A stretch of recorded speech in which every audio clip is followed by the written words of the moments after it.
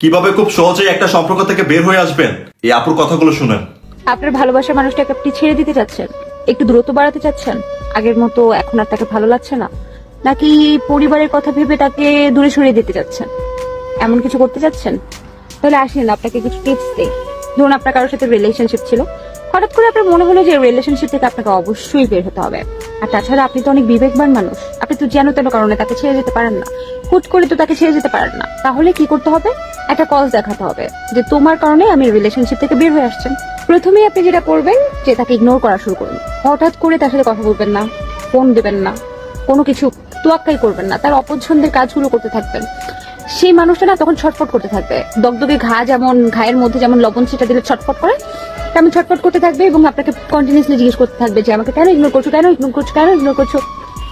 আপনি এসব কোনো কথার উত্তর দেবেন না, আপনি কোনোভাবে সেটা পাশ কাটিয়ে যাবেন। কেন ইগনোর করছেন এটা কিন্তু কোনোভাবেই বলা যাবে না, আপনি তাকে ইগনোর করতেই থাকবেন, করতেই থাকবেন। আর এই সময়টা যখন আপনি ইগনোর করতে থাকবেন আর মানুষের ছটফট করতে থাকবে, তখন কিন্তু আপনাকে অনেক বেশি কেয়ারফুল হতে হবে। আপনার ইগনোর পেয়ে ছটফট করতে করতে হয়তো বা কোনো ভুল করছে কিনা সেটা কিন্তু লক্ষ্য রাখতে হবে, কারণ এই ভুলের মাধ্যমে কিন্তু আপনি তার দোষ ধরতে পারবেন। তো মানুষের যখন ছটফট করতে করতে কারণ জানতে চাইতে চাইতে চাইতে চাইতে একটা ছোট্ট ভুল করে ফেলবো, আর তখনই আপনি খাবলে ধরবেন এই যে তুমি তো ভুল করেছো, তুমি তো ভুল করেছো, তোমার থেকে আমি এটা আশা করি নাই। আর এমন একটা ভাব করবেন, এমন একটা নাটক দেখাবেন যে আমি তোমার থেকে কখনোই এটা আশা করি নাই, তুমি আমার বিশ্বাসকে নষ্ট করেছো, আমাকে আঘাত দিয়েছো, তুমি আমার সাথে প্রতারণা করেছো।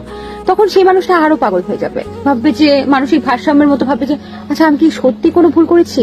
সে মনে করবে সব মনে হয় আমারই ভুল, আপনাকে বোঝানোর চেষ্টা করবে, কিন্তু আপনি তো কোনোভাবে বুঝবেন না তার এই অপরাধকে আর মাফ করা যায়, কারণ আপনি তো এই সুযোগেই ছিলেন যে তার অপরাধটা খুঁজে বের করা, তো আপনি তো পেয়ে গেলেন। তখন আপনি বলে দেবেন একটা পর্যায়ে যে তুমি যেহেতু আমার সাথে এরকম করেছো, তোমার সাথে আমি আর রিলেশনশিপ রাখতে চাই না।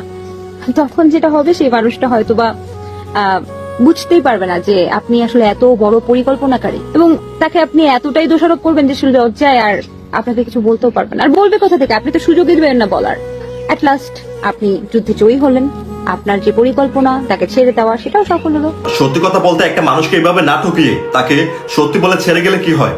একটা মানুষকে কেন মানসিকভাবে আঘাত করবেন? আর হয়তো ওই মানুষটা আপনাকে নিজের থেকে বেশি ভালোবাসে, আর তার ভালোবাসাটা যদি আপনার ভালো না লাগে তাহলে আপনি সত্যি বলে ছেড়ে চলে যান, কোনো সমস্যা নাই। তবুও একটা মানুষকে বিনা কারণে কষ্ট দিয়েন না। যদি আপনার জীবনে আপনি মনে করেন আপনি ভালো কাউকে রিজার্ভ করেন, তাহলে তাকে কষ্ট না দিয়ে বিনা কারণে ছেড়ে না গিয়ে তাকে সত্যিটা বলে ছেড়ে চলে যান। তবুও বিনা কারণে একটা মানুষকে কষ্ট দিয়েন না।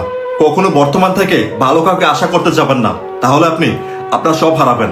আপনি আপনার বর্তমানকে ভালোবাসুন, দেখবেন সে আপনাকে নিজের থেকে বেশি ভালোবাসবে। নারী তুমি তখনই বুঝতে পারবে যখন নিজের ভালো খুঁজতে গিয়ে নিজের ক্ষতি করে ফেলবে। আর আপুর কথাগুলো অনেক সুন্দর ছিল। Thank you.